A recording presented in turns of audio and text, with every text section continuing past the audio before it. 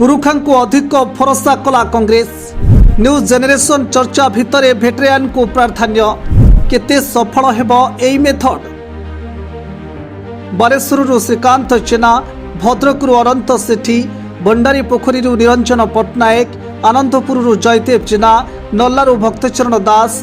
BJP और BJD ठारू base विलंबरे घोषणा होइतिबा कांग्रेस प्रार्थी तालिकारे रहिछि एभଳି वरिष्ठ नेतांक ना। एथर निर्वाचन में न्यू जेनेरेशन चर्चा भितर भेटेरियन नेता को भी प्राधान्य देइछि कांग्रेस। नुआ चेहरा बदल में पुरुखा करिछि भरोसा। 2014 श्रीकांत जेना बालेश्वर हारिबा परे दलर श्रृंखला भंग अभियोग 2019 निलंबन करा जायतिला।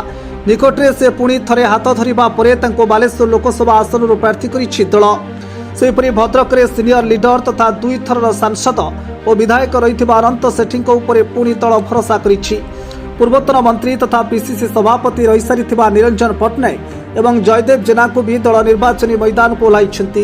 कलाहांडीर टाणुआ नेता तथा पूर्वतन केन्द्रमंत्री भक्तचरण दास एथर भी नल्लारू निर्वाचन लढुछन्ति। खोद पीसीसी सभापति शरद पट्टनायक लड़िबे नुआपड़ारू।